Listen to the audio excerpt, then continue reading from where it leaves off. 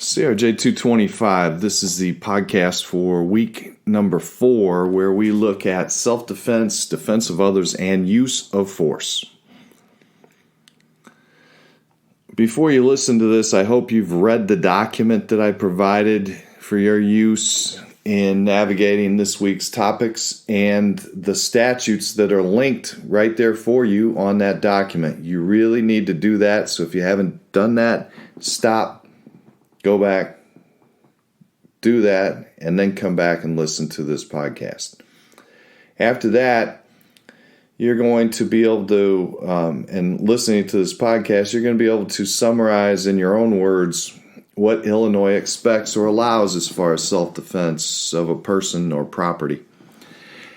And then you're going to review a case.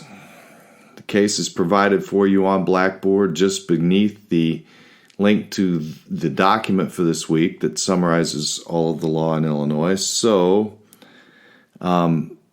be sure you read that, and be sure you read those things, and be sure you listen fully to this podcast before you take off to do work. So let's start off with the definition of self-defense. Self-defense is the act of using force that, under different circumstances, would be unlawful otherwise. The only reason you used force, however, is to protect yourself, another person, or property from imminent harm. The argument of self-defense is what is known as an affirmative defense. And you may remember seeing affirmative defenses or the mention of affirmative defense in the last statute section as we covered insanity, etc. last week. You admit to engaging in certain behavior, but offer a justification for your actions. That's an affirmative defense. For the purposes of self-defense, you must prove that using force was necessary to thwart an immediate threat of harm. People have a right to defend themselves when they are attacked or feel they are in danger.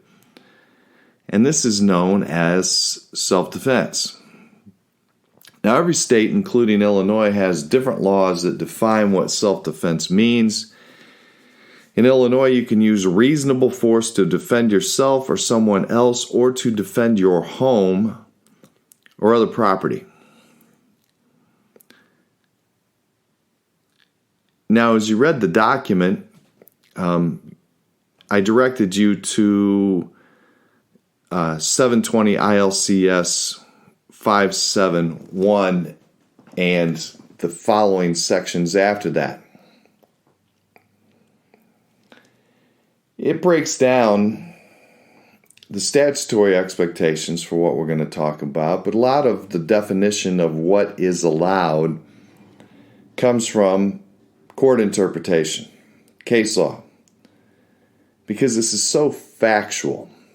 But I'm going to try to break down for you the expectations and the combination of statutes and how the courts will interpret those statutes.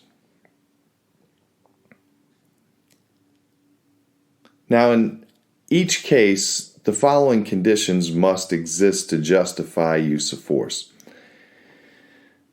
First one, that imminent danger I've already mentioned.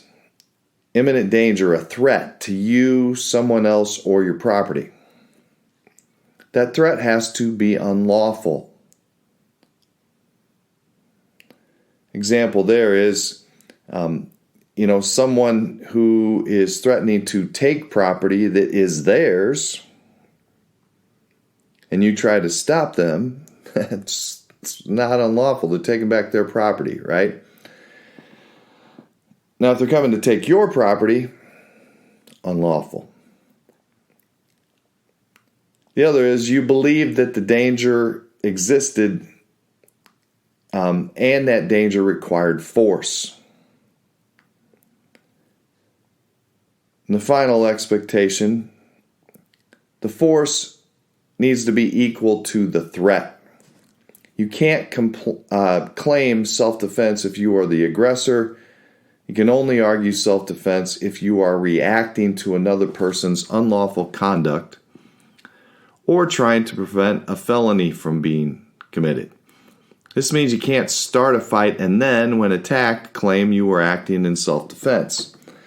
We mentioned a few times that time and distance always play a role in a lot of things in the law. This is one of those time and distance sort of opportunities. The facts, when taken in view of time and distance, are going to tell us whether or not someone was the aggressor.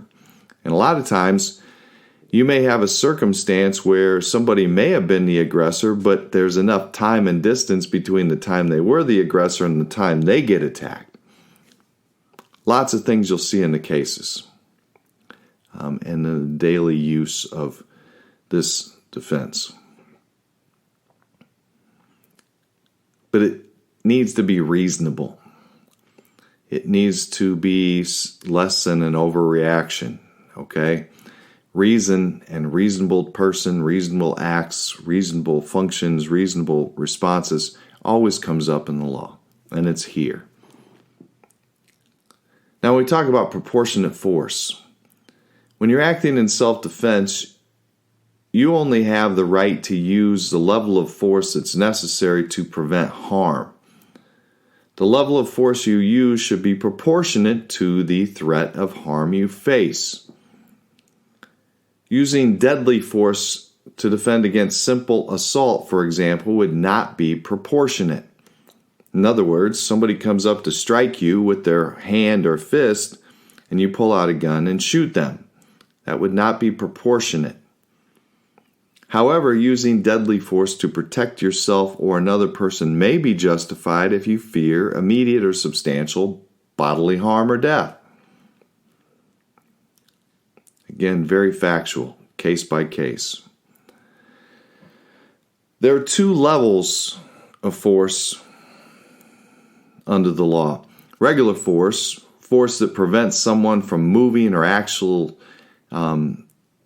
normal activity, acting normally. Or deadly force, force that causes or is intended to cause serious bodily harm or death.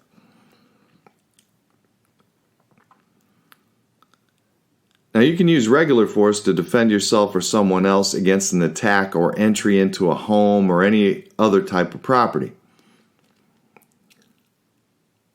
Deadly force needs to be expanded out to 3 scenarios. First, when we're talking about defense of a person, if you're defending yourself or someone else, you can use deadly force if you reasonably believe it's necessary to prevent imminent death or great bodily harm to yourself or another person, or to prevent a forcible felony. Now, I linked the statute to the forcible felonies, and I hope you go look at that list. I'll rattle them off here for you. Murder, predatory, criminal, sexual assault of a child, criminal sexual assault, robbery, burglary, kidnapping, arson, aggravated battery, and any felony involving the use or threat of physical force or violence. But again, I hope you looked at the statute. Now, we're talking about defense of a home. You can use deadly force to prevent an assault or threat against yourself or someone else in a home or other building, but only if you use it against someone who is trying to enter in a violent manner, or you reasonably believe that such force is necessary to prevent a forcible felony in the building. Now, again, you're going to have the facts to back that up, right? Case by case, fact by fact.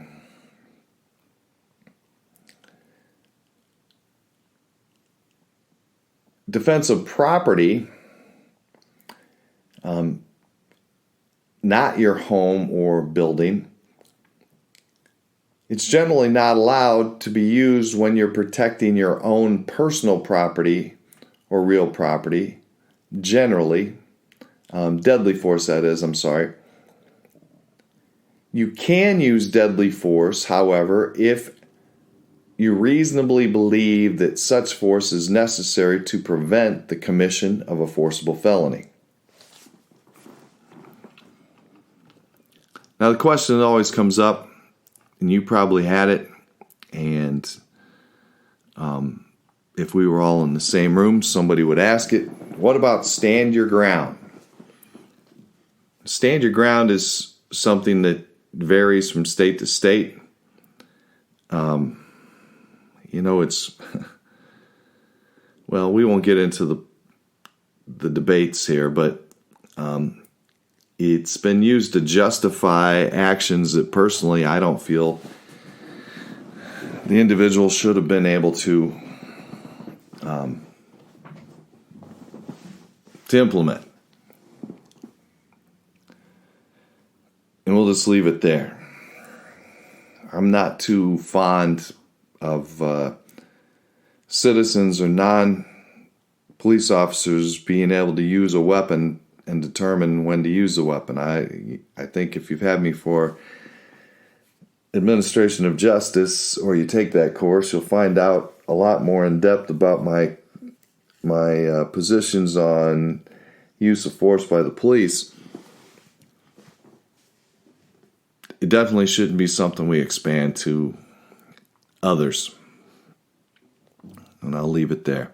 But in Illinois, you do not have a duty to retreat before using force to defend yourself from danger.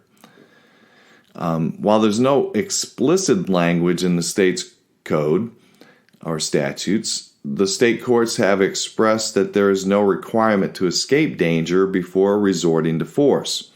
However, Illinois uses a similar doctrine to stand your ground called the Castle Doctrine. Both stand your ground and the Castle Doctrine jurisdictions differ from the duty to retreat because they don't require an individual to first retreat from the danger before using force against an attacker. However, the Castle Doctrine gives people the right to avoid retreating in their home in order to protect themselves from intruders. The intent of the law is that your home is equivalent to your castle, and as king or queen of your castle, you should not be required to retreat from people who have no right to be in your home. The Castle Doctrine limits this right to the home as contrasted to stand your ground laws, which have no such limitation. It can be outside the convenience store, it can be, on the street. We don't have that here, okay? And at least at this time. So this is my podcast on self-defense and defense of others and use of force. This is an important area, but one of the things I want to emphasize in closing is it's an affirmative defense in criminal law. It's something that the defendant raises, just like the other things we talked about last week. I look forward to seeing what your discussion posts end up being this week, as far in addition to the conversation you have as you review and read and comment on the post of other students. Stay well. You know where to find me if you need me.